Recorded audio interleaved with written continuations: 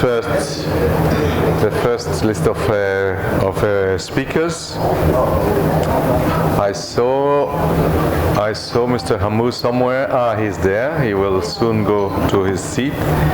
And I'm calling also Caroline is there, and Mohammed Al-Hamdi, Lucia. Where is Lucia?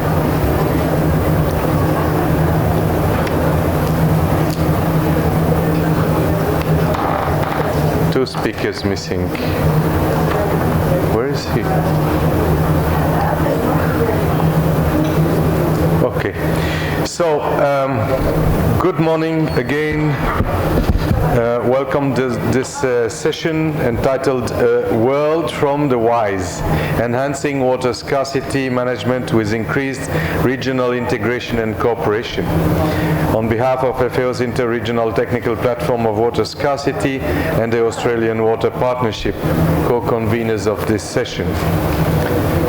My name is Jean-Marc Forest. I'm the Regional Program Leader for FAO Regional Office for the Near East and North Africa, and very pleased to be moderating this session today.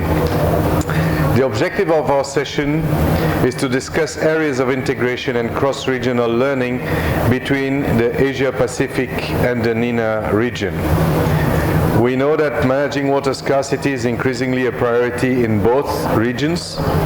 The regions share common features like population growth, economic growth, and associated trends in urbanization, industrialization, economic development, and diet preferences, and all this impacts water demand.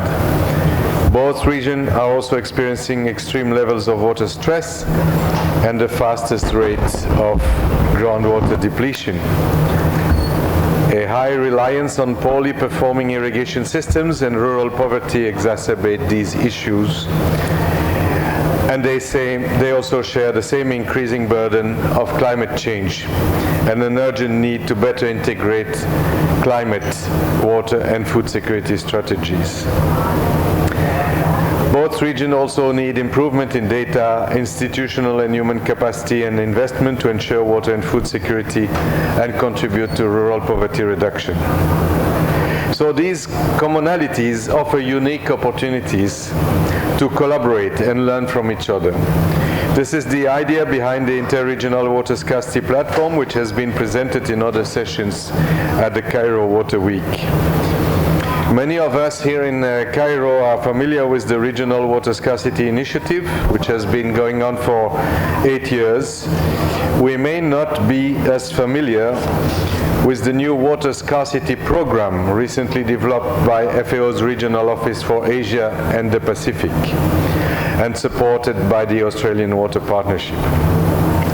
We also know that Australia is a country that has its own water scarcity challenges, and we are very pleased that it's partnering with FAO to deliver the Asia-Pacific Water Scarcity Program through the Australian Water Partnership. The Asia-Pacific program is based on the clear understanding and acceptance that changes in water governance cannot occur until countries monitor their resource correctly through water accounting and then allocate them in an equitable and transparent manner. So we will hear more about the challenges and the responses from both regions and from Australia during this session, and we will discuss areas for collaboration and cross-regional learning.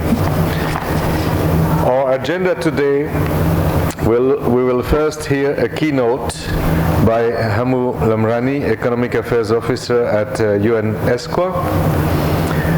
Then by Caroline Turner, who is a Program Manager at the FAO Regional Office for Asia Pacific. We will hear more about the Asia Pacific Water Scarcity Program. Followed by a presentation by Mohammed Al-Hamdi, who is the Delivery Manager of the FAO Near East and North Africa Water Scarcity Initiative. And then we will hear from Lucia Gamara, who is Senior Partnership and Impact Officer at Australian Water Partnership. how some points about water scarcity management in Australia, key features and lessons learned. After that, we will have a panel, and I will introduce the panelists at that moment. So I now give the floor to Hamul Amrani for his keynote presentation on effective water scarcity management, challenges and opportunities. Thank you, Jean-Marc. Ladies and gentlemen, I would first like to thank our colleagues in FAO for putting this session on, and for colleagues from Asia Pacific for being kind to come and share with us their experience and hopefully learn something on what is going on in the region in terms of responding to the challenges of water scarcity. So the talk is going to be a few reflections. I'm not pretending to cover what has been covered over this week in terms of technical sessions.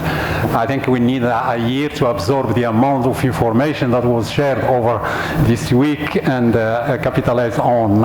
So that's going to be a few points that will probably set the stage for a good discussion. I'm not pretending to cover all the aspects of what needs to be to make water scarcity response effective, and what does it mean for countries, for people, for organizations, and for grassroots organizations that can make a difference in terms of what we want to see happening in the region and in the two regions. I will probably give a couple of messages on what can be done in terms of collaboration between the two regions concretely.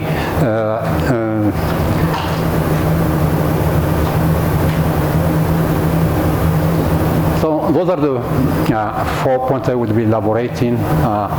Why do we need more of water scarcity management, and why we need more effective water scarcity management? The second question is what makes it difficult to put it into practice, at least in the region. There are bright spots and best practices happening sporadically across the region, but they are often at project, at pilot level, and not scaled up. So where are the issues? Where are the bottlenecks? Next, going to be a look into the opportunities, if there are any, because the situation is not changing. I looked back into my presentation in 2013 in Jordan when we launched the Water Scarcity Initiative, and it's not good news to say that not much has changed in terms of what we are talking about and what we are trying to move as part of the stakeholder spectrum that can make a difference in dealing with scarcity. And I will be concluding with a few remarks at the end. So there's nothing we can do about water scarcity. It's a geographical fact that MENA region has only limited water resources compared to the globe and the other regions in the region. We have the lowest per capita. We have the lowest land per capita. So that makes it even more complex. Scarcity is the biggest development challenge in the region. We cannot think of a better future in this region without making sure that we are dealing with water scarcity the right way and in a sustainable way. Water scarcity needs to be put in the context of development. Solutions we do suggest to countries to deal with scarcity and make water scarcity management effective needs to take into consideration the margin for action for countries. We have almost the 3/4 of the countries in the region have a constrained budget in terms of serving the debts, in terms of the salaries mass. So what is remaining for the investment is quite limited. And we need to take this fact into consideration. We're thinking of what countries can do about water scarcity. The second element also that is making effective water scarcity management in the region slow is the fact that water is mainly absorbed by by agriculture. And agriculture is not a sector, it's not only an economical sector. The social dimension of agriculture in this region makes changes complex and difficult. They require hard decisions, and they require a definition that is not comparable to other countries, that they are not facing the same development challenges we are facing in the region. So what makes it more complex is the multiplicity of players. Water scarcity is partly due to the geography, but when it comes to use and users, there are too many. Decision makers are too many. Institutions are fragmented and not necessarily having the capacities needed for managing scarcity effectively. This makes the movement slow. That's partly why we are not moving fast. It's because there are different interests and different expectations from the ministries of water and the ministries of agriculture.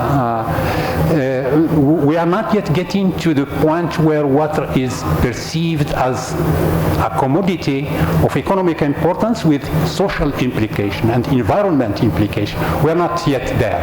So there is almost zero value put on water as an input in production.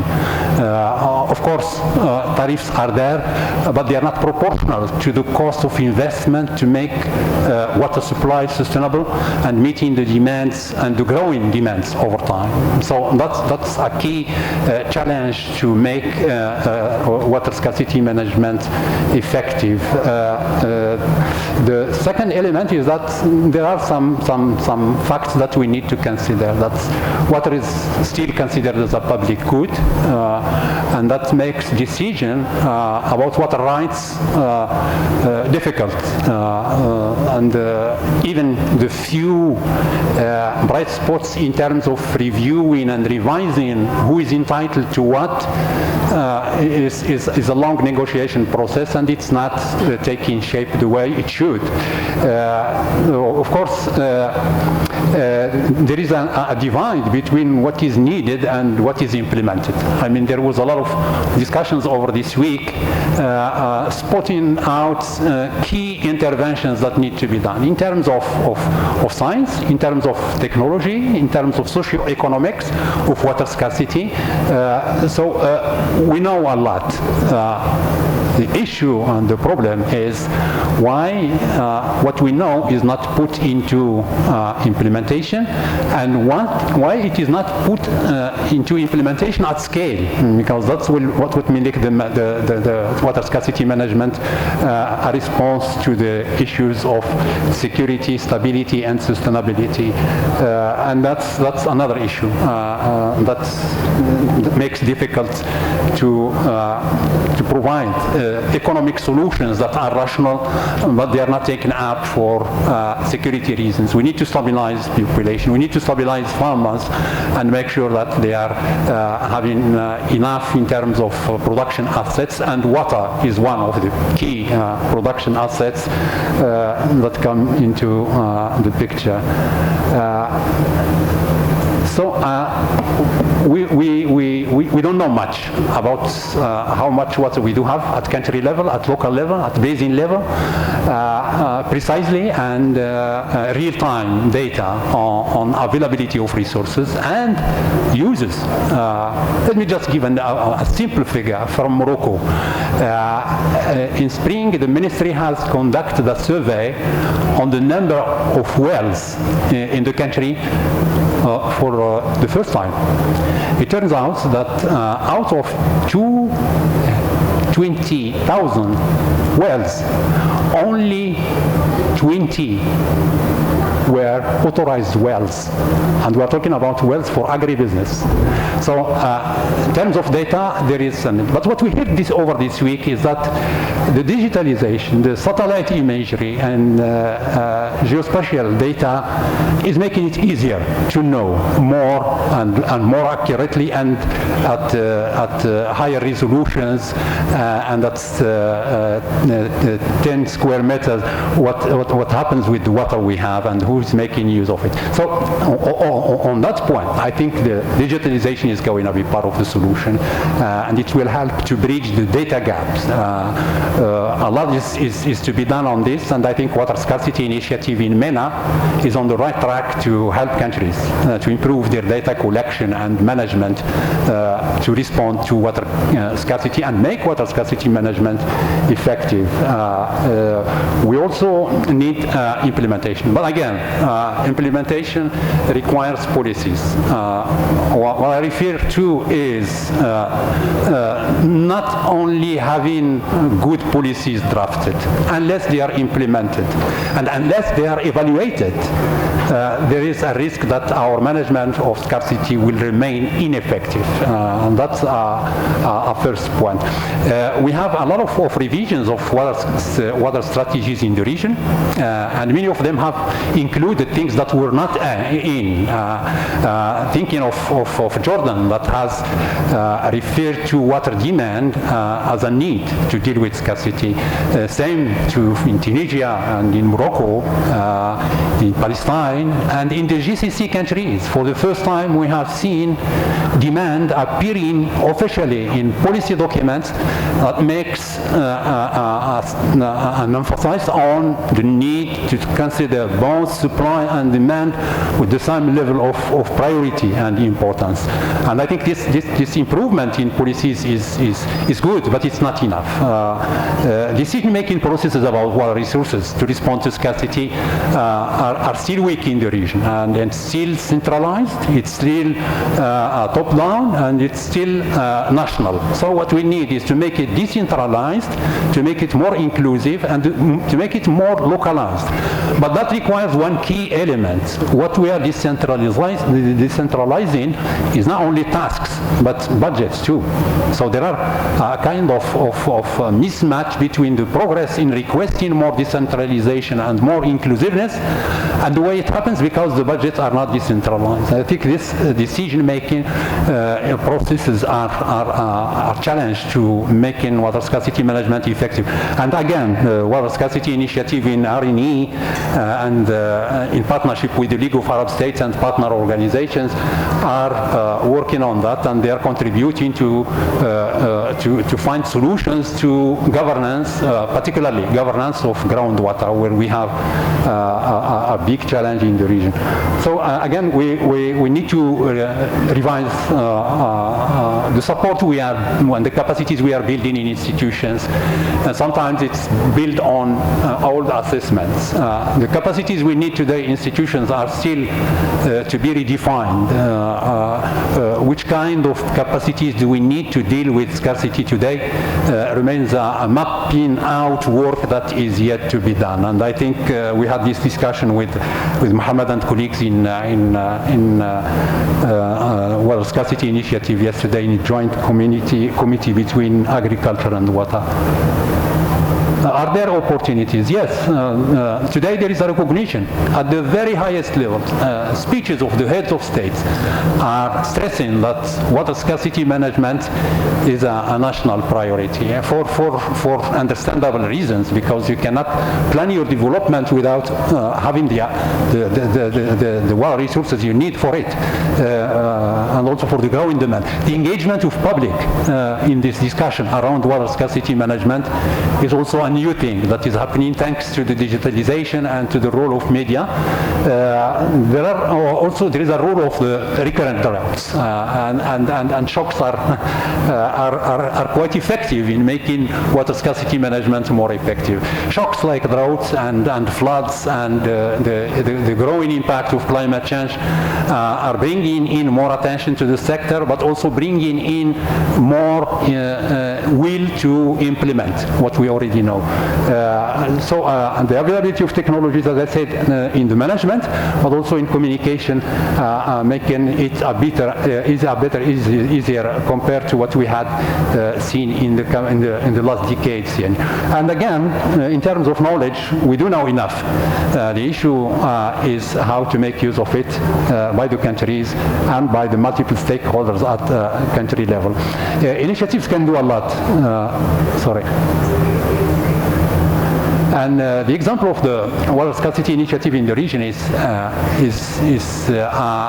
lab case on what can be done when we come together as a region. And I think the fact that those issues are highlighted as priority issues for the region give an idea of what are the key undertaking we need to think of as regional initiatives to support countries and users for a better management of water scarcity. So strategic planning, water efficiency and production, water supply and demand, and managing risks of climate change, and enhancing the governance of groundwater are all priority issues for the region. What kind of support also could be done to and given to the countries is to start from the needs. What do countries need to act? Sometimes we assume that they need support on some of the elements that are not taken up. It's because they are not starting from the demand of the countries and needs of the countries. Again, to focus on agriculture as the main consumer of water, and here I have some questions to share with the honorable audience today and my colleague speakers.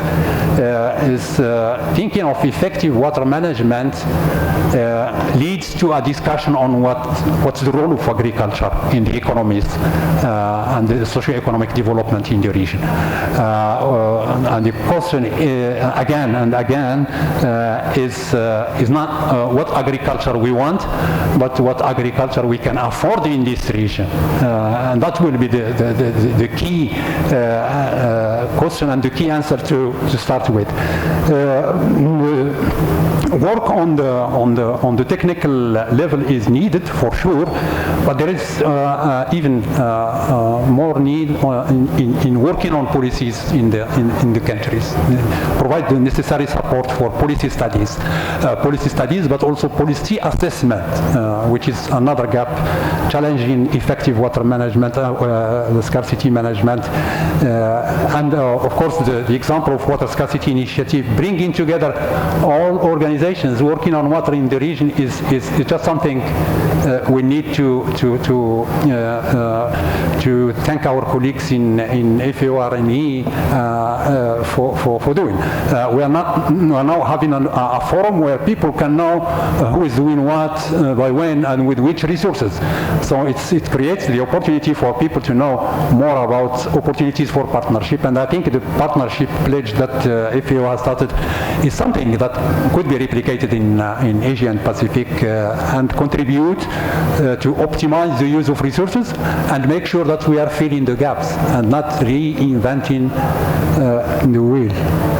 I don't know how much time I do still have, but I'm just referring to this ongoing experience of having an action plan for a joint committee on water and agriculture is a reflection of the interest of countries to go beyond a Cairo declaration that we had worked on collaboratively in 2019. I mean, when countries see the contributions that are responding to their needs, it's easier to move quickly. And I think what we have seen so far with the Joint Committee on Water and Agriculture in the region is a good illustration of that.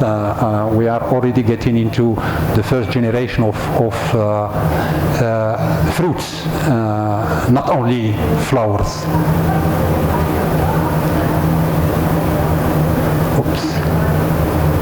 So before concluding, I would like to, well, it's an opportunity to emphasize that water scarcity initiative is working because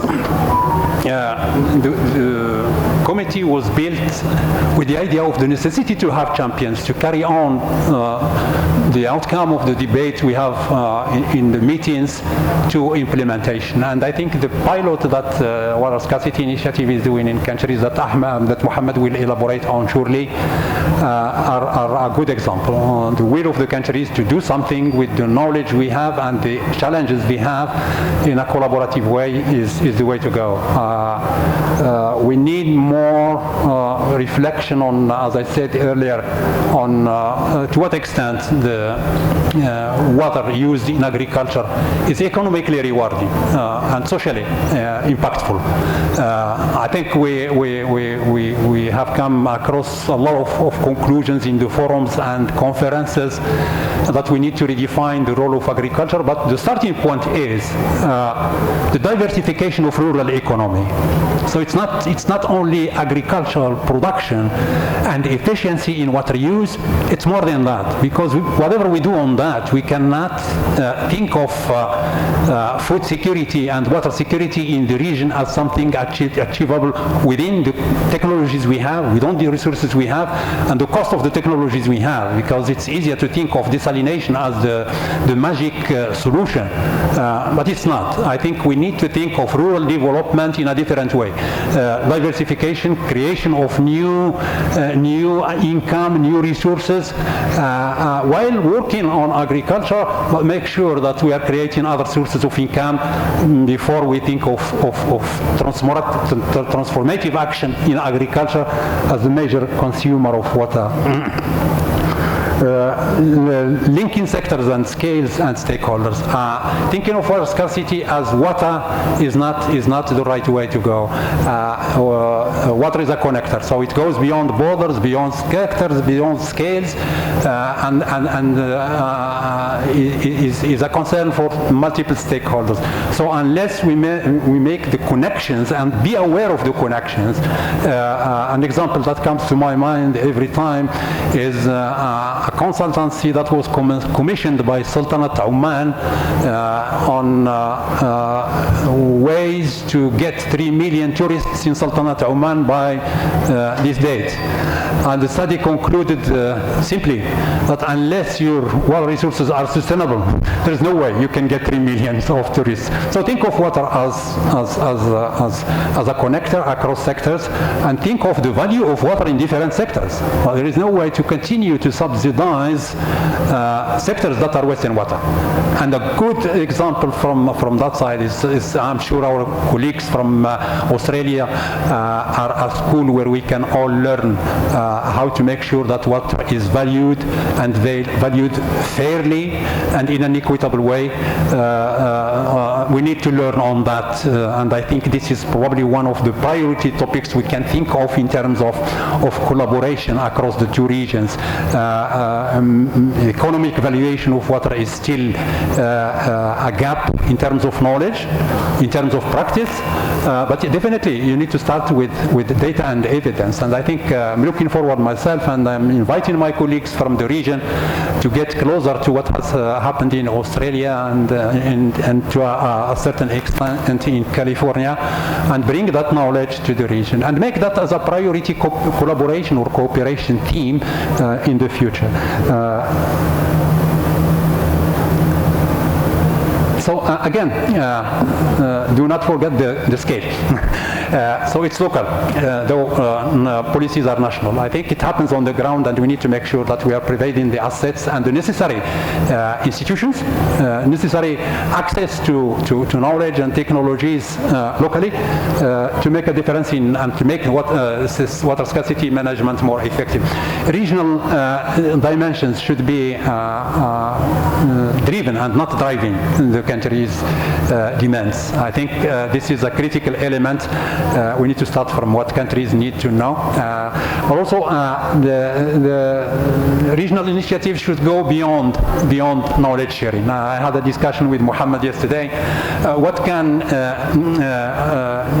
RNE Water Scarcity Initiative learn and bring to the attention of our colleagues in Asia Pacific what can be the dream of this joint collaboration that is needed is to go beyond knowledge sharing. I think joint regional programs or cross-regional programs to be implemented in countries with similarities in terms of challenges of water scarcity, and we are blessed with having West Asia as part of the Arab region. That could be geographically the starting point, and the thematic should be joint regional programs to be done with countries, of course, but this is an entry point that we can start from.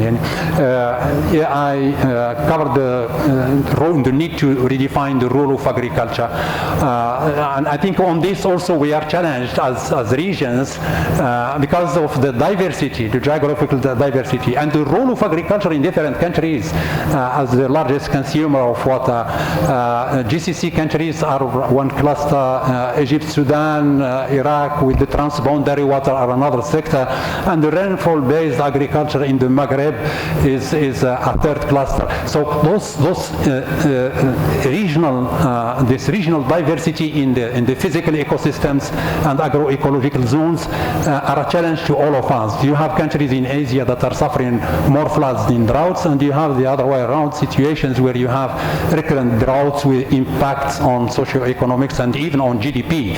So how to deal with this diversity? This is something we need to work out together and learn from each other how to make sure that we are managing our resources in a way that makes them sustainable.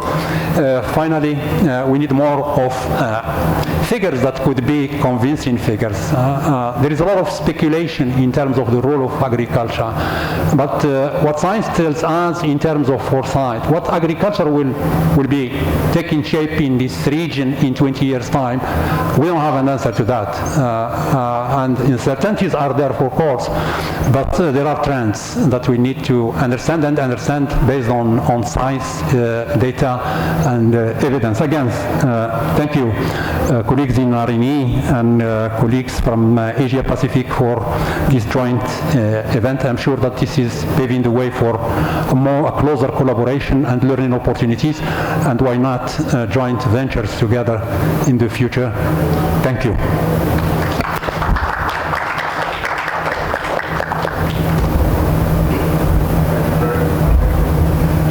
Thank you very much for setting the stage and for proposing very concrete ideas. Let us move directly to Caroline Turner, who will present the Asia Pacific Water Scarcity Program. You will come here or you stay there? Okay.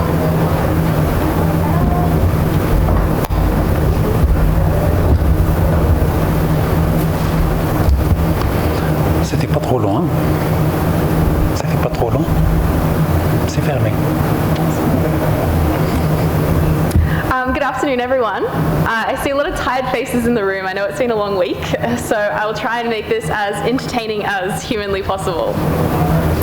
Thank you, Hamoud, for the keynote. That was a great start. What really stuck with me is your comments about how we know enough. You know, we know we are water scarce. So what are we going to do about it? And what do countries need to do something about it? We've recently launched the Asia Pacific Water Scarcity Program, and it is inspired and modeled off the Water Scarcity Initiative from RNE. So we took a lot of inspiration, and then we went and looked at some of the countries in the Asia Pacific, and we have formulated our own program in response.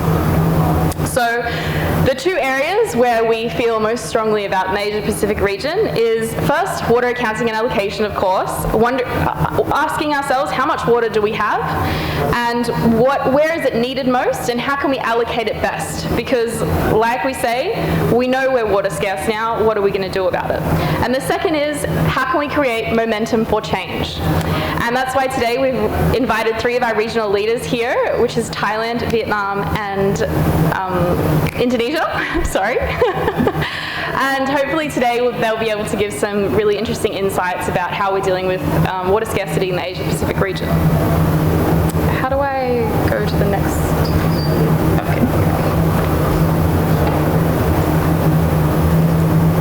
Okay. So first on defining water scarcity. Under the water scarcity program, we define water scarcity within 4 different scales or scopes, however you would like to look at it. We have too little water, too variable water, the overutilization of water, and poor water quality. And these are the 4 areas of water scarcity that we're focusing on in the Asia Pacific region within our program.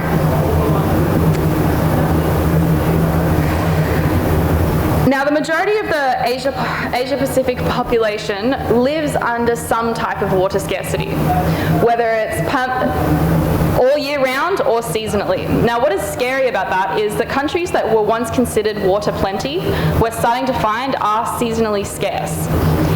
And so, in countries like Nepal, parts of India, Indonesia, Thailand, Vietnam, they're all starting to experience scarcity on a seasonal cycle. And climate change, of course, is going to make this worse as the seasons start to shorten or lengthen.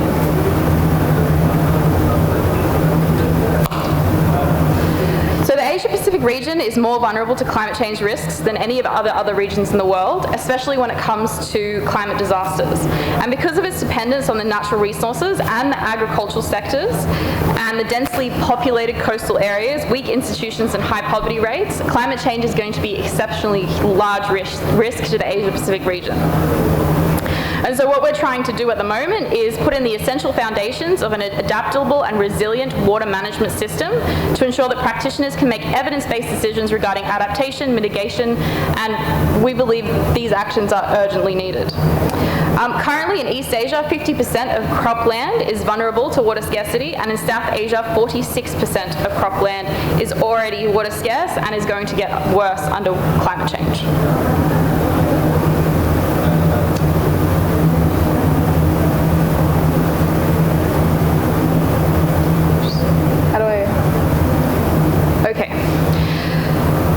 So to tell you a bit about our water scarcity program in the Asia Pacific.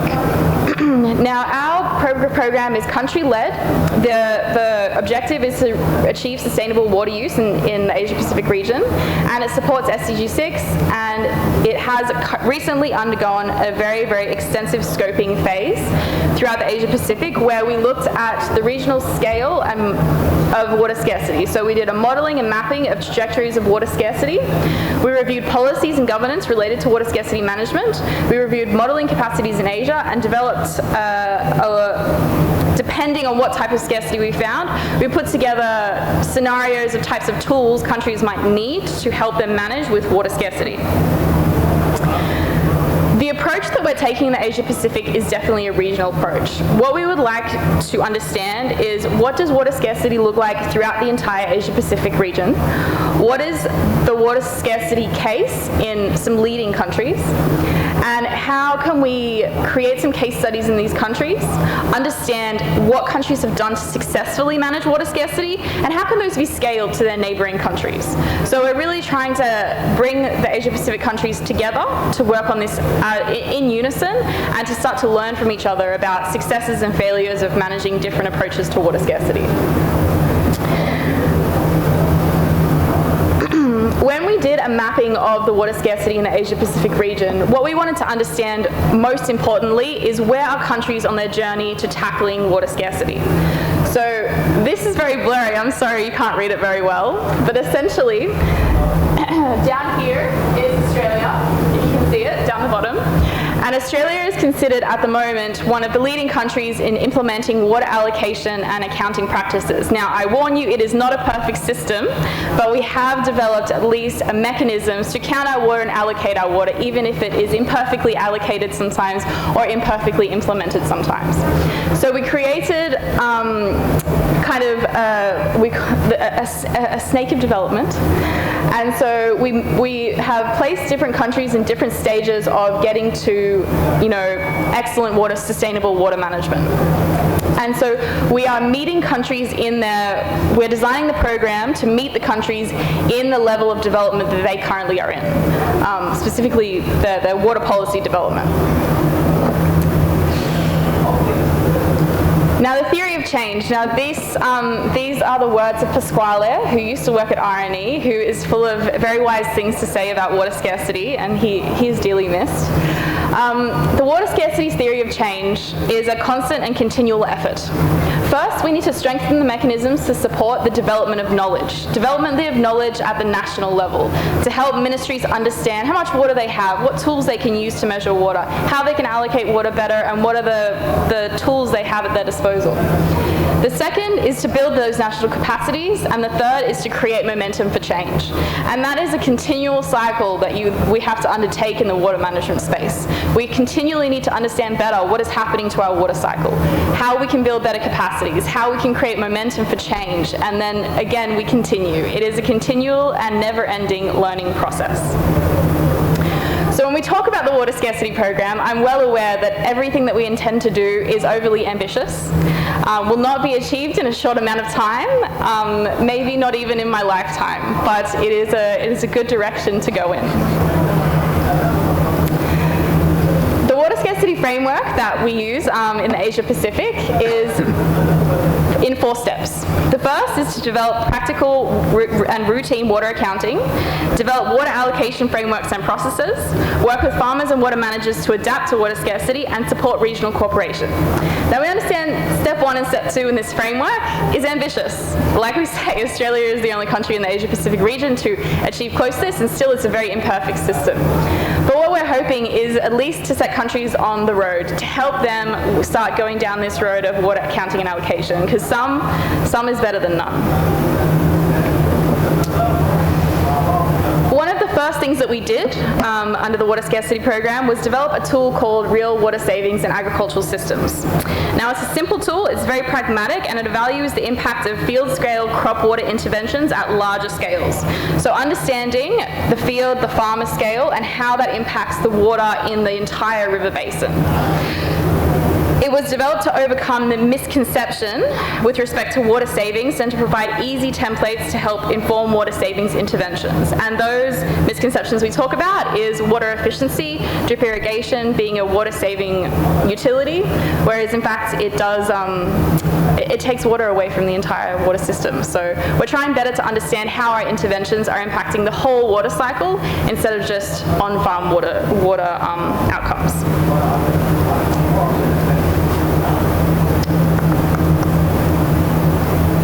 Okay, the project activities. Now this is just to tell you about what we're implementing over the next 2 years. Again, it's very ambitious, but we're going to do our best. We have already held national consultations. We're in Indonesia, Vietnam, Thailand, and Cambodia, and they're all very enthusiastic about our program. The second thing we've done is we've carried out a water tenure analysis in each one of these countries to understand better water laws and water rights.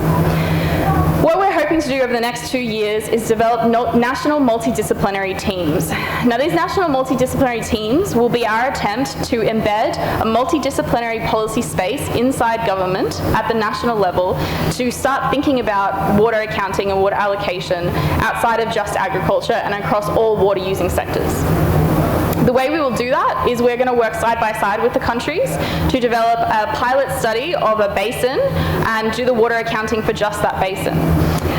In order to do that, we're going to work side by side and develop something called a water accounting roadmap. So hopefully in the process of developing this basin scale study, we'll understand better where the country is in their own capacities and progress in water accounting, and we'll be able to assess better what they need, what capacities they need, what mechanisms in government they need, what policies they need to lead them to hopefully one day developing a water accounting unit. Within that, we are going to work with countries to develop a national water allocation frameworks, which is essentially going to be a framework of prioritization of water resources. And finally, we're hoping to establish a regional cooperative platform, which I've already mentioned, is we're trying to get the Asia Pacific region together, to work together, to learn from their neighbours, and to scale best practices. The most important outputs of consequence are, of course, the water accounting roadmap, the water allocation framework, and finally, the water scarcity action plan. Now, water scarcity action plan will be developed in these national multidisciplinary spaces inside government that we're hoping to create. And this water scarcity action plan will be a commitment at the highest political level from the government to build capacity, to invest in strategies to take the country forward. Again, the water scarcity action plan is very ambitious, but we're going to do what we can with the countries, and hopefully we receive a level of commitment that would enable real change at the national level.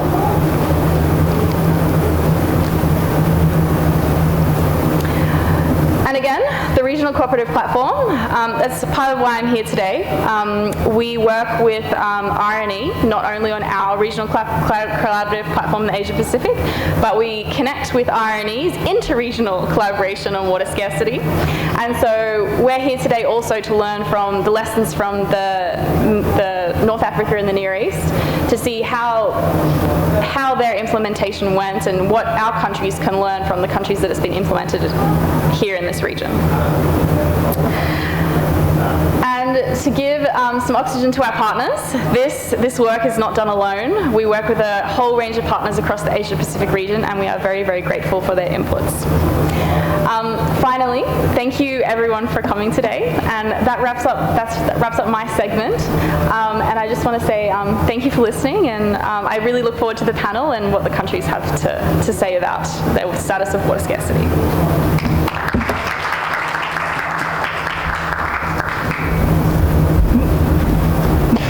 Well done. Thank you. This is really exciting, and we can see the similarities, but also the differences in the approaches, and I think we definitely can learn from each other. You said something quite frightening. You said we may not solve this in my lifetime, but you are not so old, so I hope that we will solve some of these problems in your lifetime. Fingers crossed. You can say my lifetime or the one of Hamoud. That's different. Okay, so now we will hear from Mohammed Al-Hamdi presentation on the Water Scarcity Initiative, the Near East and North Africa Water Scarcity Initiative.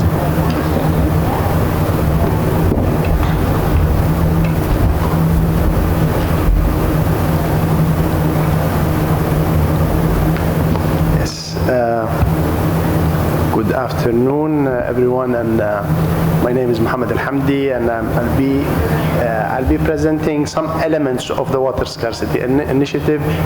Thanks to Hammo and Caroline, they have really introduced what I will be speaking. I'll give some concrete examples just to show how we're moving from the conceptual framework into really working and trying to make a change on the ground at the country level.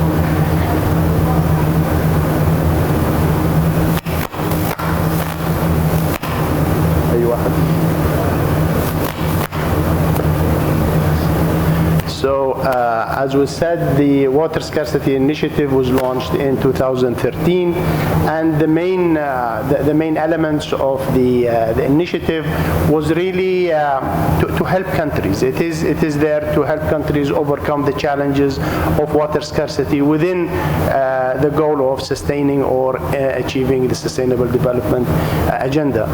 And the components of it has been slightly presented by Hammo. It's really to strengthen policy coherence within the helping countries to better manage or better enhance their strategic planning capacity. And one of those elements is in strengthening policy coherence between water agriculture, and I'll focus on this in the coming slides.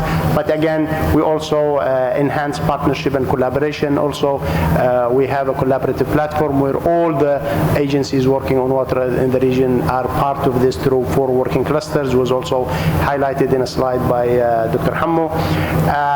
We also inform strategic water planning by effective tools that we build capacity at the country level on water accounting, water productivity, the water, food, energy nexus, etc. And we do this at the country level through a regional project. We're working in 8 countries of the region in the ground. Also, we look at non-conventional water supplies and alternative, looking at reuse of treated wastewater, and also, as was highlighted, developing a cross-regional platform to also learn from each other. So I'll just focus here from here on the policy coherence element of what we do. We work closely with the League of Arab States. This is the political umbrella at the regional level, and since 2013 until 2019, there was a lot of work in trying to enhance institutional coordination between water and agriculture. As you may know, water and agriculture, they don't talk to each other. Usually there is friction between the two sectors, etc. And between FAO and ESCWA, we really did a lot of work to try and institutionalize, try and bring ideas of how this can come together and how coordination can come along.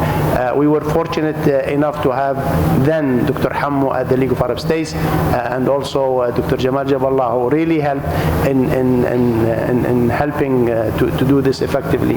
But I'll start in 2019. 2019, the fruit of this work came through. There was the first joint ministerial meeting between the Ministers of Water and Ministers of Agriculture. It took place along the Land and Water Days, the Regional Land and Water Days Conference of FAO here in Cairo. And during that meeting, they set ministerial meetings to be biannual, so they meet every 2 years, both councils. And they established a high-level joint committee, which actually the fourth meeting took place yesterday here along the Cairo Water Week. They also established a joint secretariat for the joint ministerial meetings, comprised of the technical secretariat of the Arab Ministerial Water Council and the Arab Organization for Agricultural Development.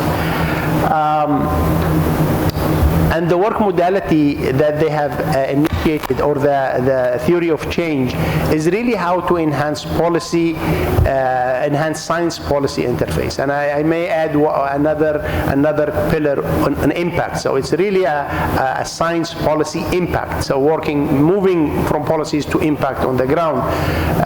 So that is really the modality. And you see here during the meeting and the overall structure of the theory of change is identifying cross-cutting issues. That was very important. Water and agriculture, they only need to talk to each other on issues that cross-cut between the two sectors. Identifying those and making a priority list of those, and then moving from there to having a technical position on those issues, a joint technical position. Moving there towards a political position on that technical position in terms of a resolution, in terms of a decree, etc. And then we need to implement that policy, that political position on the ground. And the way that they decided to do this is through piloting. So there are a lot of issues that need to be tested on the ground. So they go into piloting, and then from piloting we learn from that process, and then move into upscaling at national level, going to the regional level, and then revisiting the policy document, be it guidelines, resolution, etc., and maybe revising that process as well. So it's a learning cycle that they have adopted. And I want to give an example on this. How do we go back?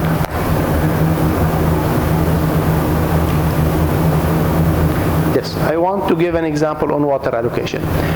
Water allocation was identified as one of the priority areas, cross-cutting between water and agriculture, and is water allocation for agriculture. And in the first meeting of the high-level technical committee, they requested a technical paper. There was a technical paper presented at that meeting in 2019, and it was along the Cairo Water Week in 2019. And then from that technical position, that technical background paper, they requested to move into a guidelines for enhanced water allocation for agriculture. So you see it's moving from a technical position into a political position with guidelines. And then after 2 years, the guidelines have been finalized with a lot of consultation at the regional level and with the countries.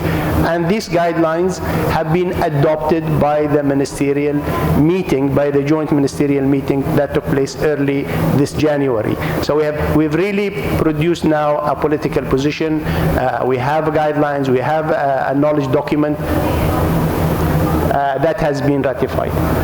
Now, how do we move from there? We cannot stop there, because if we stop there, it stays there. It doesn't move. So what we've decided, or what the theory of change is, we move into implementation. And here, the Joint Ministerial Council have asked countries who want to apply this guidelines at a pilot scale to apply to the Council and the Joint Secretariat. 4 countries have done so far, and yesterday there was a 5th country. Surprisingly, Qatar wants to also be included in this process.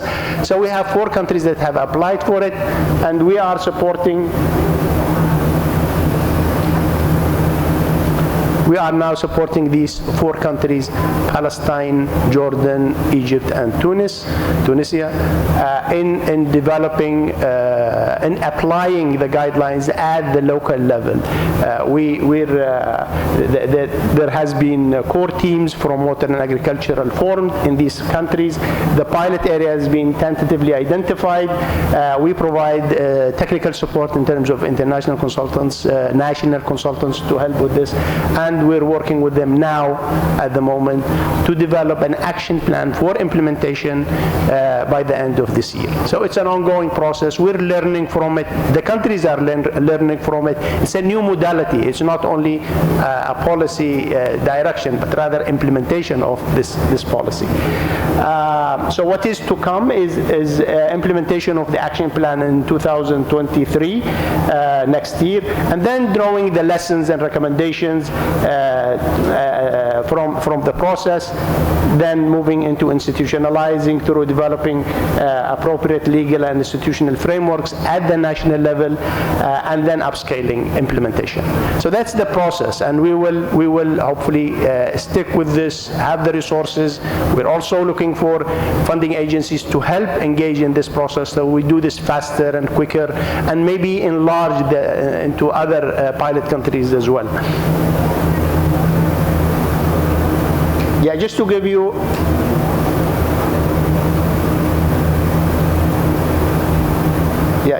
you a few slides from what was presented on the water allocation at the national level. There are 4 elements that needs to be identified, and this is pure technical, that is coming from the guidelines, etc. So there are 4 elements we need to look at: it's leadership, engagement, shared understanding with regard to the data and the maps and the tools, etc., and the ownership. We need to have ownership from the local communities, from the people who are engaged at the local level. For the sake of time, I have slides for each of those, but I just want to move through them quickly.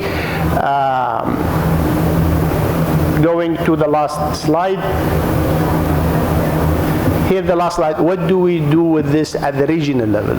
So after implementation of the water allocation schemes at the pilot level and learning from it, then we draw lessons from these national cases, and then we go into amending and revisiting the regional guidelines that had been adopted, and then it goes through another cycle of approval, and then call for adoption by the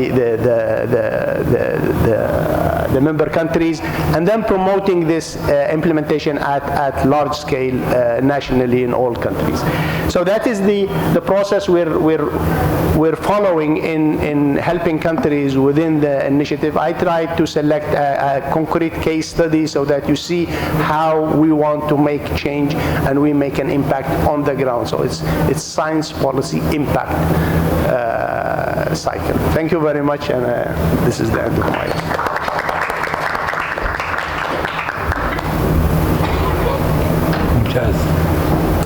Thank you very much. I think it was very interesting to show the focus on this getting the mandate to operate, and then bringing the science in support to your objectives. So now, to conclude the first round of this session, I'd like to ask Lucia Gamara, who is Senior Partnership and Impact Officer at the Australian Water Partnership, to tell tell us to talk about water scarcity management in Australia. I just wanted to say that when we launched you can come that when we launched the water scarcity initiative, we invited an eminent specialist from Australia, and we learned a lot from the approach there. So I'm sure we will learn a lot from you today also. Thank you.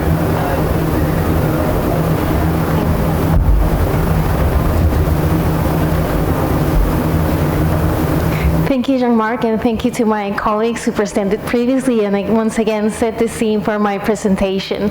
I'm here to talk to you about the Australian experience.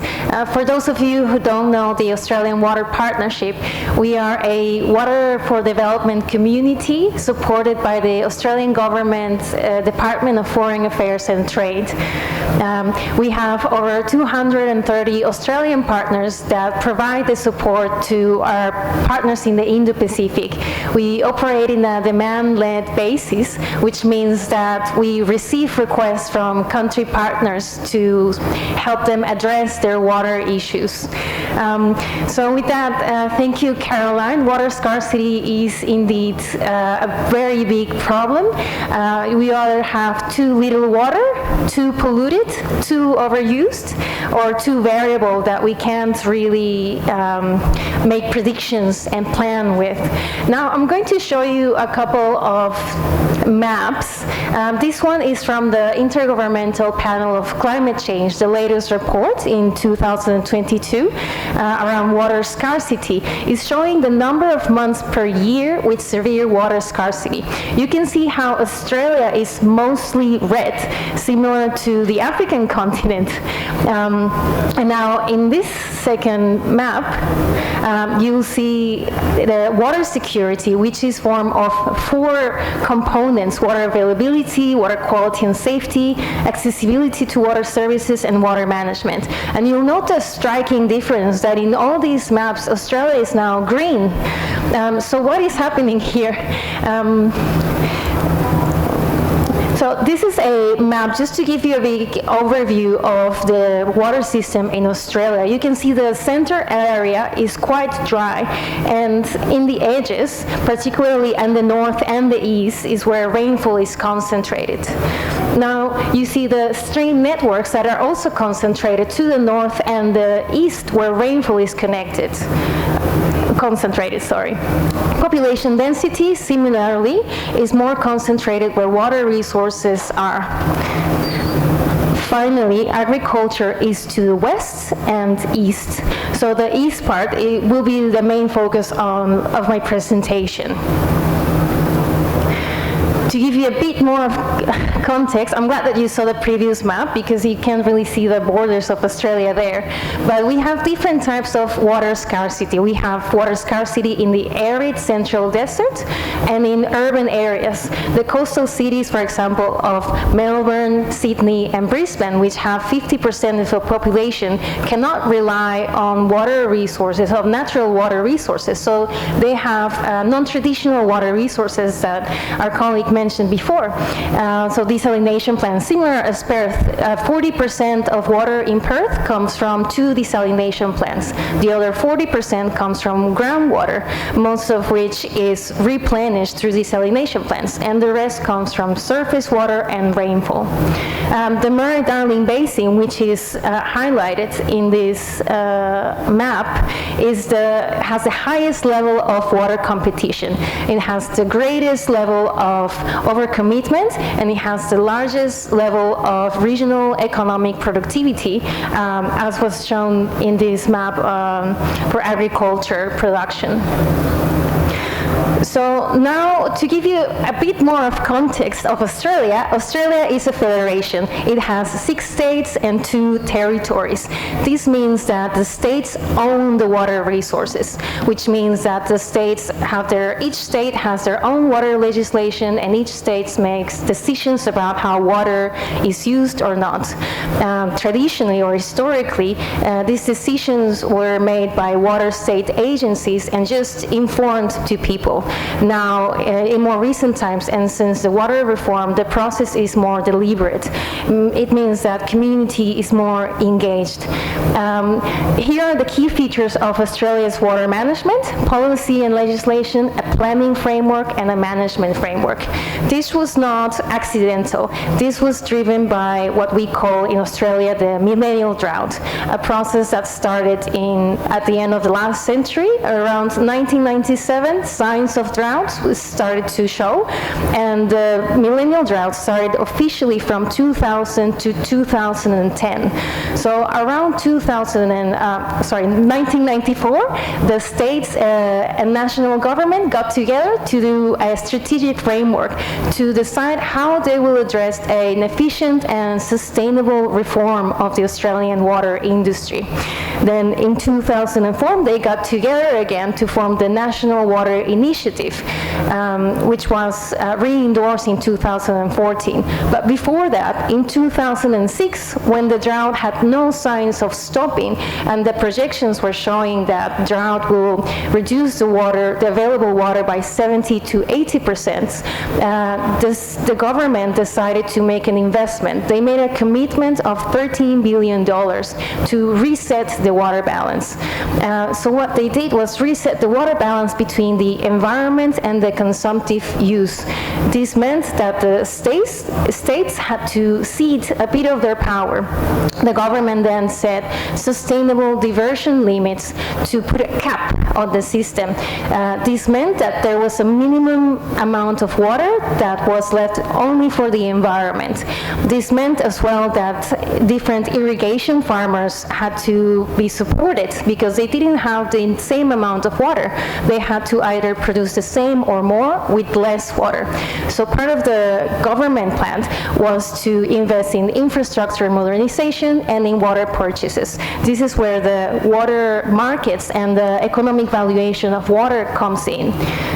In this slide, you will see the key areas of the water reform: improving environmental management, which is through the cap of the system, of the amount of water that we were allowed to take out of the system; the transforming water allocation, which meant that the water entitlements that were once given 100 years ago had to change based on the yearly amount of water available; reforming water prices through water markets, which meant that water was going through the best use, which meant that water users had to necessarily use water more efficiently; and modernizing institutional arrangements.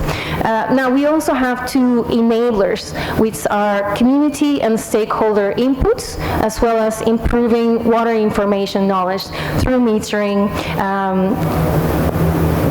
water registers, water accounting, as Caroline mentioned before.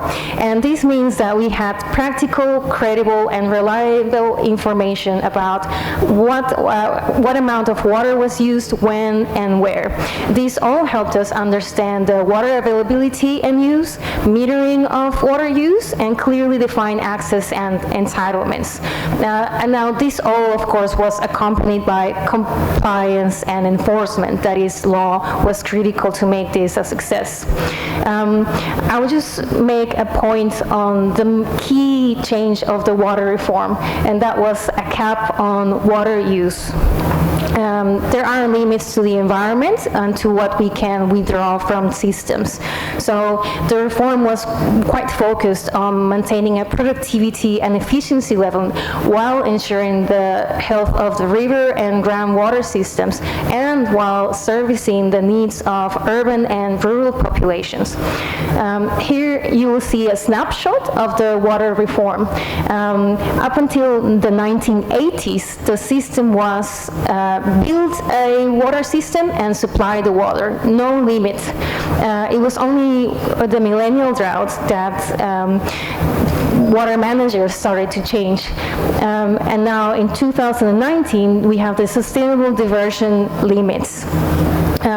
So now I'll just conclude with the key lessons. Know your context. What is driving the water scarcity in your region? What are the pressures on water?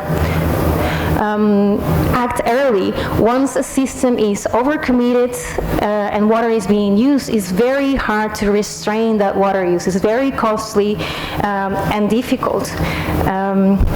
Balance ecological, social and cultural, economic concerns. As Caroline mentioned again, Australia is in a journey at the moment. This is not a static plan, but it continues to be reviewed. And part of acting early and having a balance in ecological, social, cultural and economic concerns means that stakeholders need to be engaged, not just the users, which are mainly irrigators, but also the neighbors of water sources, the providers of water, and the regulators.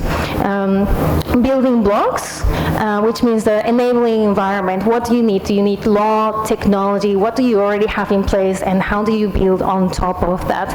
This is a long-term task. Hopefully not as long as Caroline's lifetime. Integrated approaches, which is mentioned in the keynote, which means we have to link across scales. There will be trade-offs, there will be winners and losers. So government needs to map this and be prepared to support the losers. For example, government might need to fund infrastructure. Finally, adaptable and flexible management systems. We have to take into consideration climate change risks. Even though dams and levees support us to have more water security, we have to consider climate change projections, because in extreme events, this might work against us. So that's my presentation, and thank you very much for listening. If you need any more information, please don't hesitate to get in touch. You can get in touch with me later, but we have our different social media websites there. Thank you very much.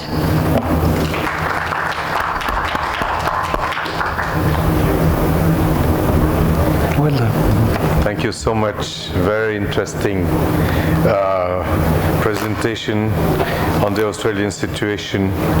And you saw the graph showing that they managed to get water use reduced, not within a lifetime. So that's a good signal.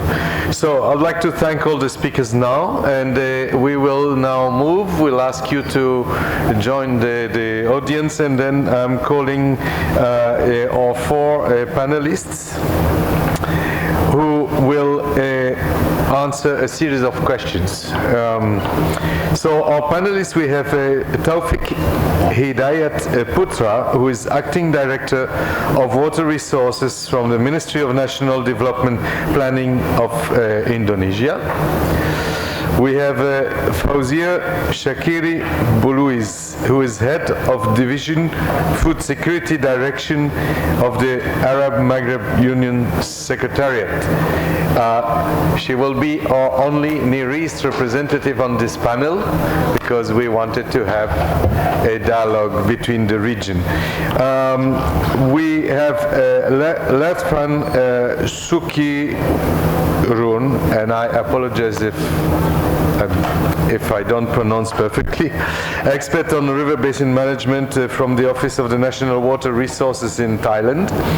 And we have Nguyen Tui Han, Head of Development Cooperation Department of Water Resource Management, Ministry of Natural Resource and Environment of Vietnam. Again, I'd like to thank you all four for having come that far. One didn't come from that far, but still we are happy to have you all here. What we will ask to representatives from these four countries, and I've agreed with them that I'll ask the questions one now, and then I'll let them speak and choose their answer. The first is, how is the status of water scarcity in your country? What are the key drivers in your country? What are some of the interventions you are implementing to tackle water scarcity? Can you identify any shared challenges across the regions? And what would you define as critical success factors in tackling water scarcity? So obviously this could fill another 2 or 3 days, but I'll ask you to be very succinct and provide answers to these questions in about 5 to 6 minutes. Let us, if you agree, let us hear from Indonesia first. And you are very welcome to stay there or come here as you prefer. As you prefer. Panel choices. Okay, good.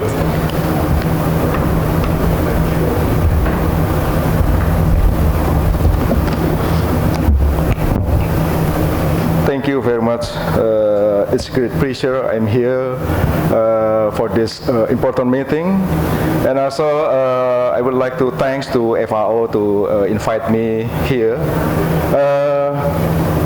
I'd like to inform about the water scarcity in Indonesia. Currently, you might know Indonesia develop faster maybe. And we have optimistic goal in 2045, 100 Indonesian independence. Economic of Indonesia reach 5 biggest economic in the world. About the water scarcity, currently you might know as an agriculture country, the most of the consumption of water is irrigation, almost 80%. We are more than 30 farmers, but yeah, we consume 80% water for irrigation. And the second, our challenge is almost 67% of GDP, of our GDP, produced in location which have scarce or stresses water. And also a similar location where 60% population inhabited. So it's our challenge. And the third one, almost our 50% our river basin are polluted. These three our challenges, and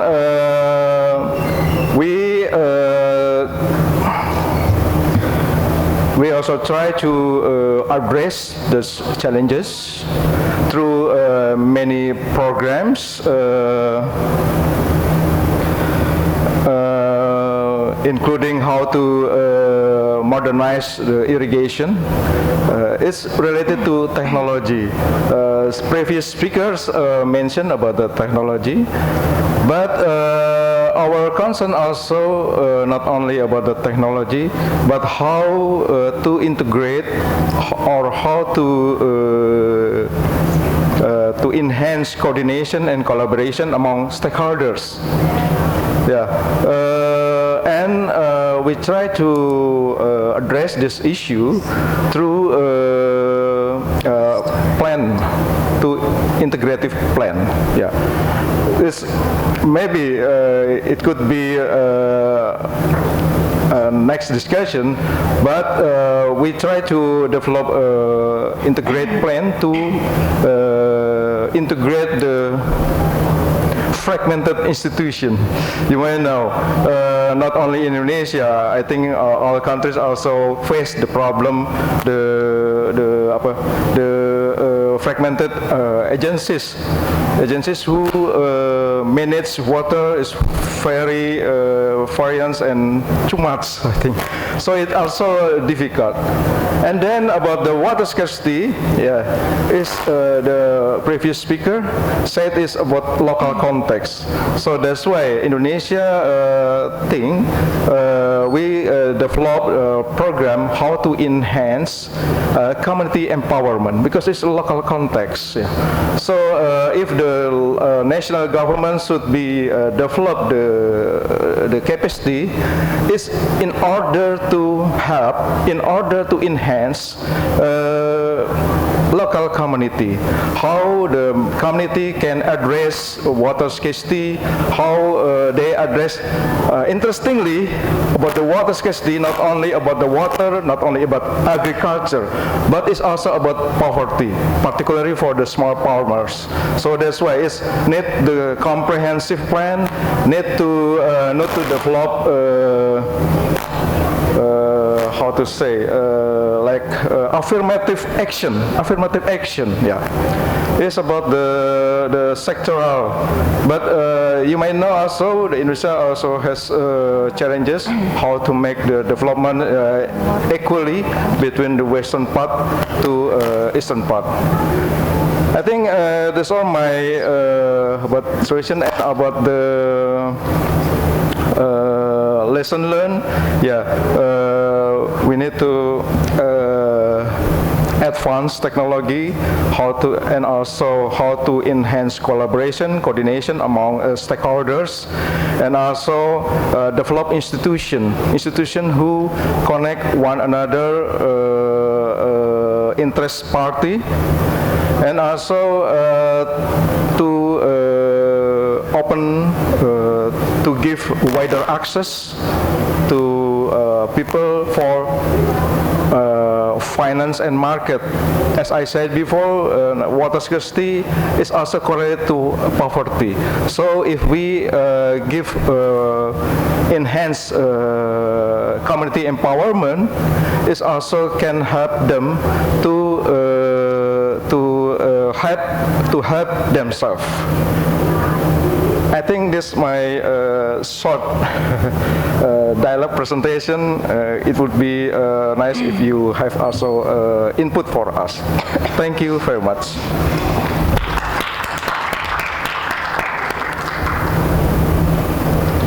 Thank you so much. And as we hear different interventions, I find it extremely interesting, something that's probably quite obvious, but how the stakeholders are central to everything we will do, whether we start from the policy level, whether we start from the other level. It's all about behavior and change in behavior. So let us now move on back to this part of the world, and I'm going to ask Faouzia Shakiri to talk about the Maghreb countries.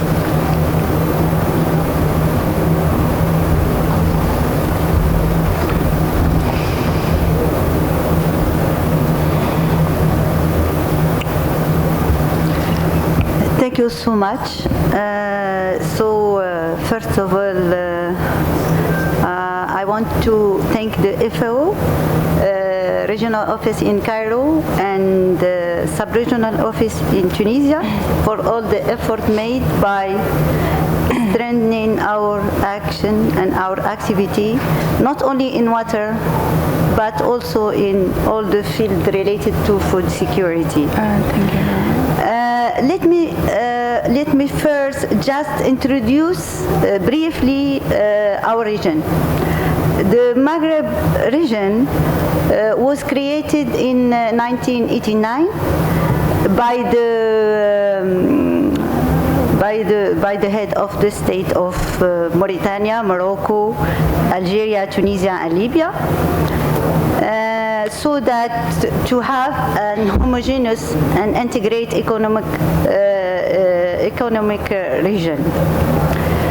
It is a Northwest Africa bordering the Mediterranean Sea, and the Maghreb consists in two defining great regions, which are Sahara Desert and the mountain in the south and the Atlas Mountain in the north. The Maghreb has arid and semi-arid climate. That's why we really suffer about water scarcity. Back to the statute of the water scarcity in the region, I can just say that the Maghreb has a high level of aridity and water scarcity, and the Maghreb countries. In the Maghreb countries, the scarcity of water resource is structural. Water storage is falling in the region, or all the region depend in great extent on a large extent of rainfall. And demand of water in the countries is higher than the amount of water available per capita. So water availability has fallen below 1,000 meter cube annually, especially in Algeria, Morocco, Tunisia, and Libya. While in Mauritania, the water scarcity is, we can see, low because it benefits from the Senegal River. The situation in the Maghreb is really becoming worse because the projection of the climate change predict high temperature and rainfall decrease with more drought and extreme event. Drivers for this situation, we can say the drivers for this situation are both natural and human induced. And it's one of the most water stressed region because of the combination of several factors: population growth, climate change, economic growth, inducing anthropogenic contamination and pollution on the ecosystem. If we talk about the population growth, we can say that the Maghreb region has increased rapidly over the course of the 20th centuries. The overpopulation has increased in exceed of 3 times. That means from 29 million in 1960 to 105 million in 2021. This uncontrolled rise in population in Maghreb region has increased the demand for water for domestic, agriculture, industry needs. That impact further water availability per person. And concerning the climate change, the Maghreb region are located, as I said before, in arid and semi-arid region. The climate change is Saharan in the southern, oceanic in the western, and Mediterranean in the north, in the Maghreb. Over the last decade, rising temperatures associated with climate change, drought, and rainfall deficit are putting more pressure on the groundwater research to satisfy water demand. As an example, in Algeria, the reduction of the rainfall is around 30%, and in Morocco, it reached around 15%. In fact, the path of growth far exceeds the path of regulation to ensure safety, security, and sustainability. And as you know, agriculture is one of the most consumer of water, and agriculture in our region plays a major role in the economy. In Algeria, for example, agriculture composes 25% of the Algeria economy. In Morocco, it depends on the year, but it's around 15% of the Moroccan economy. And it accounts for almost 80% of Moroccan water annually, according to the World Research Institution. Tunisia, as in Morocco, and in Tunisia, as in Morocco, it consumes 80%, and 76.9% of this water comes from the groundwater. Libya also in Libya also we have the same situation as in Morocco and in Tunisia. And in Libya, there is very limited surface water, which compose less than 3% of the total water demand. However, groundwater consists the principal water supply in Libya, and it accounts approximately 98% of the total water demand. To overcome this situation, a lot of intervention had been made. Let's start by a regional level. At the regional level, from the start of from the creation of the Maghreb Arab Union, the head of the state were really aware about this problematic. And then they have created an institution at the institutional level, a ministerial committee in charge of food security, and also some Maghrebian experts committees in charge of irrigation and water. And at an institutional level, we have our Vision 2030, which was declined on 2 action plans. The first one just finished. It was on 2011-2020, and the other is because of Corona. We didn't start it yet, but we are supposed to start it from 23 to 2030. To 2023 to 2030. We have also the Maghrebian Charter in dealing with the Maghrebian Charter on environment protection and sustainable development, which was adopted by the Council of the Heads of State in 1992. And as a main action we place in the region, we have implemented some projects in partnership with our partners, like with OSS. We have implemented a regional cooperation project for the sustainable management of water resources in Maghreb region, which was implemented in 2 phases and which was financed by the GIZ. We have also the project of SAS, which was implemented in 3 phases and which concerned to set up a mechanism of managing and the aquifer in the northwestern Saharan system. And we have also, in the framework of the cooperation with the FAO,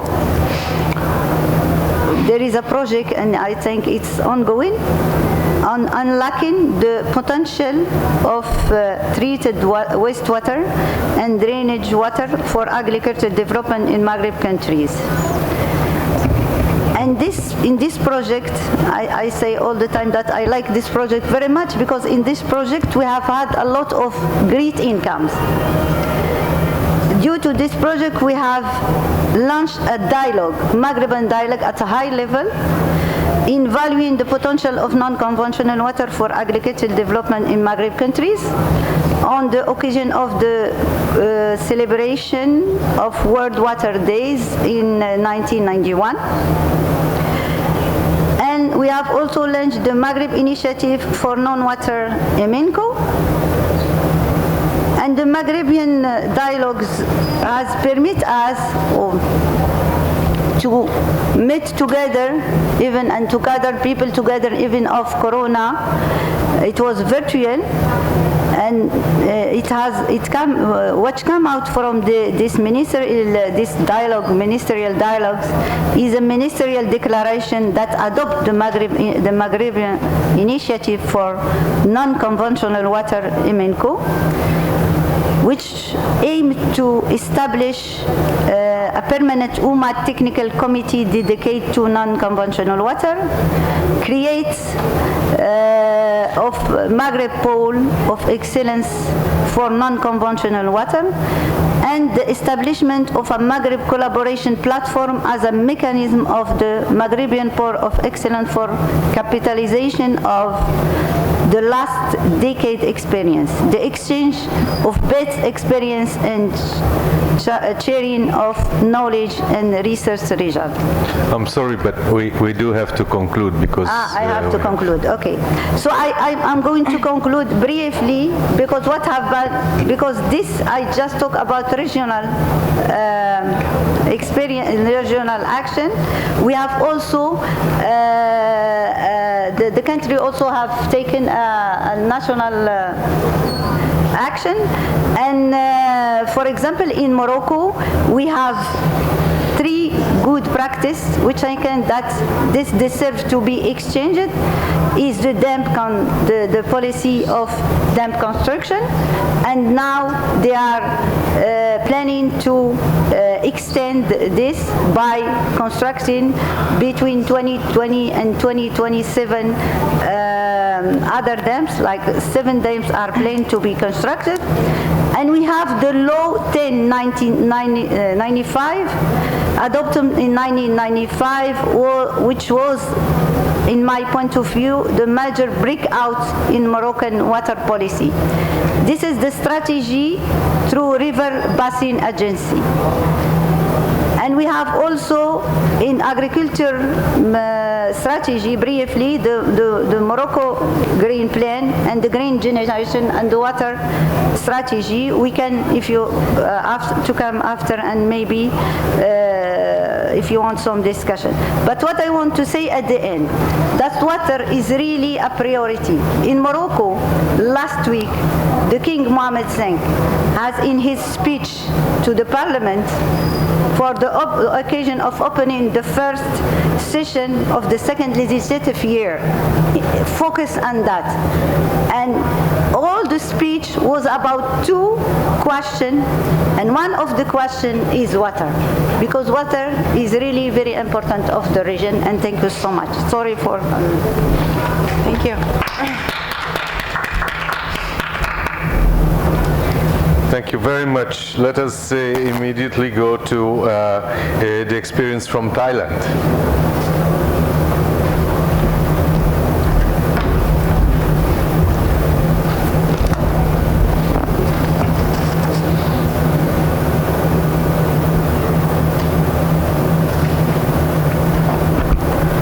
So, good afternoon, ladies and gentlemen. My name is Lerpan Sukyiran. I am from the Office of the National Water Resources from Thailand. Actually, Thailand is between the Australia and Egypt. It's in the middle. So today I would like to talk about the water, the trend of the world water scarcity situation. So now the Thailand is the one country that have faced drought all parts of Thailand, which is the level of leaks between low and medium. This is global data. And how is the status of the water scarcity in Thailand? As the keynotes mentioned, I think I strongly agree that the knowing status of the supply and demand is very important, and also the strategy planning is very important also to tackle the problem for the water management. So talk a bit about the Thailand. Thailand has covered 22 river basin. The area is about 500,000 square kilometers, and the annual rainfall is about 1,500 millimeters per year, which means that we have a lot of water in Thailand. However, in Thailand we still have the drought situation in some area in Thailand. So back to the year 2017, Thailand has been reformed the water management. So we have the new organization, which is my organization. We call the Office of the National Water Resources, because in Thailand we have like a 30 or 40 agency to related to the water. So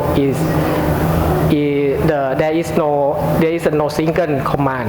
So that's why in Thailand we try to have a single command. So we establish the Office of the National Water Resources, and also we have the mechanism of the water resources. Consists of 3 parts. First is the Water Act. Water Act is established by 2017, and then we also have the committee for the water management, like a national committee, basin committee, and the area committee. This committee will involve many people, all stakeholders at the local area. Then they have to make a plan for the water management in terms of supply and demand.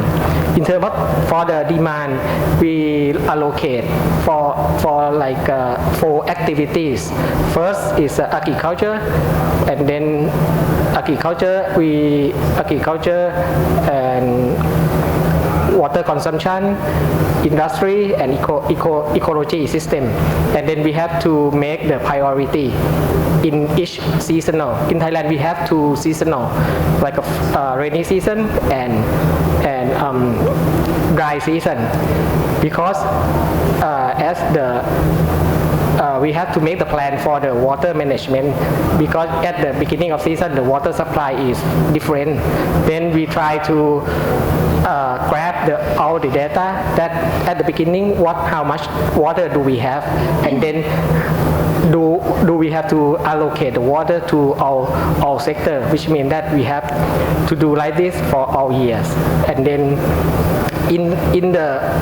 inside of that, we try to make the measure to give the policy to the agency, and then they can get to the same direction as the Thai government design. For example, since we have been constructed by the Office of the National Water Resource 5 years, now the situation about drought situation is decreasing from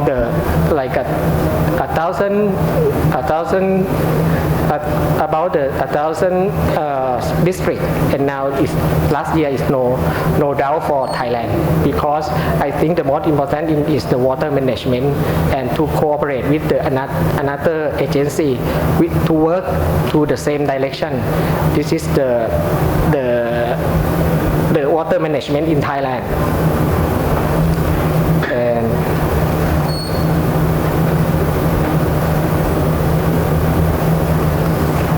And also nowadays, I think I would say for the memorandum or MOU in the field in the water resource management between the government of the Kingdom of Thailand and the government of Australia. So we are facing common challenge with the respect to the sustainable development and utilization of the water resource. And finally, may I say the next goal, we hope to cooperate with you in the future, like the MOU between Thailand and Australia, and focus on the field of the water management. Thank you very much.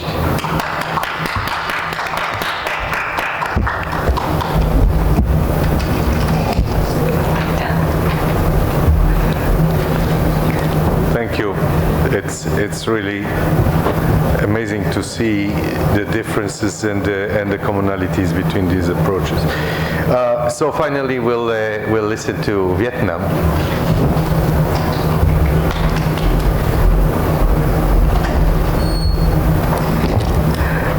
Thank you very much, everyone. Firstly, I would like to say thank you for having me here, for sending me the invitation. So it is my honor to be here to speak in front of you. So my name is Thuy Anh, and I'm coming from the Ministry of Natural Resources and Environment of Vietnam.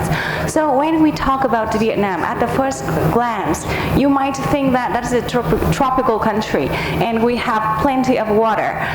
And yes, we have like the average of like 9,000 cubic meter per year per person on average, but then it's vary a lot between river basins, and it vary between the dry and the wet season. So that's why at the same time we are facing a lot of problem related to water, including floods and droughts. Regarding the water scarcity, so now around like 50% of the all river basins in Vietnam are suffering from water scarcity in some time during the year, and it's predicted that the threat related to water supply would reduce 6% of the total GDP of Vietnam by 2035. And there's a lot of reason that caused the problem, but I can mention a few. Firstly is about the transboundary water dependence. We are at the low downstream countries, so majority of water resources, around like more than 60% of the total resources of the country generated by from the outside, so that we have like no control on that. And secondly, we have like still have a very low efficiency of water exploitations, and now around like 70% of water resources in the country used for agriculture. And the third one I can mention is about the urbanization and industrialization. A lot of factory, and then we need to focus on economic development as well, like a lot of so it caused accelerating rising of the water demand. And the fourth, of course, like as you all know about the climate change impact, and Vietnam is considered one of the 5 the country worst affected by the climate change because of our low lying location in the upstream country, downstream countries. And regarding the intervention, so our government try to put a lot of effort in coping with water-related issues as well as water scarcity. For example, we are now trying to improve our legal framework, and we are working on revising the law on water resources. And we already, like last year, we developed the national water plan and then the water security plan for the first time. It focused a lot on water accounting, water allocation to enhance the water security of the country. As Lucia also mentioned, Australia is located in the dry continents, but have like really high water security index, and what we are aiming to as well.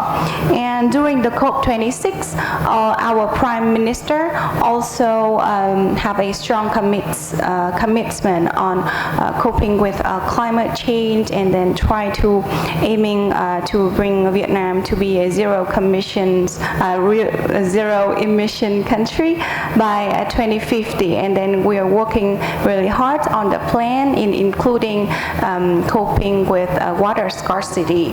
And also this is our honor also to participate in this water scarcity program, working with FAO and Australia, and then other neighboring, and then other countries as well. So through that, I hope that we can learn more, and then we can collaborate more.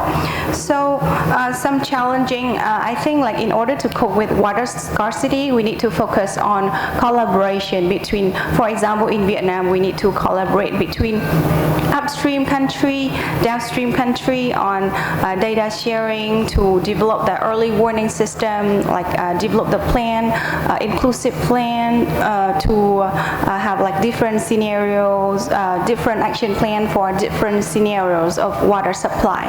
And Vietnam is located in the very downstream of the Mekong, and then Mekong Delta in Vietnam is considered a rice bowl of the country. But however, the surface water, the total amount of surface water come to the region, more than like 97% come from like upstream country. So that like collaborations and discussion is really important for us. So last but not least, I think like coping with water scarcity and water related issues is not one national job, but it requires the collaborations of many different countries. And thank you very much, and I'm looking forward to learning more from you. Thank you.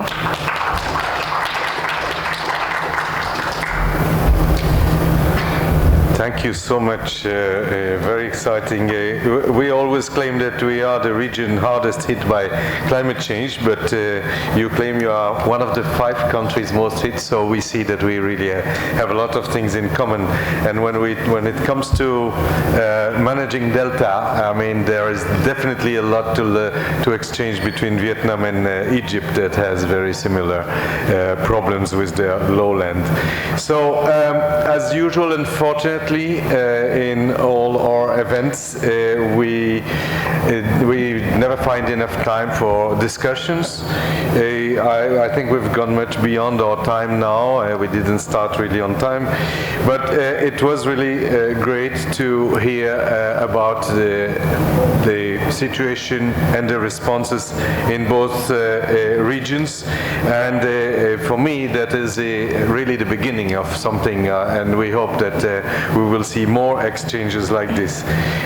To close, I would like to call my colleague Caroline to come and say a few words in the spirit of inter-regional collaboration. I think as a host we owe to give those who come from so far the last word. So please come.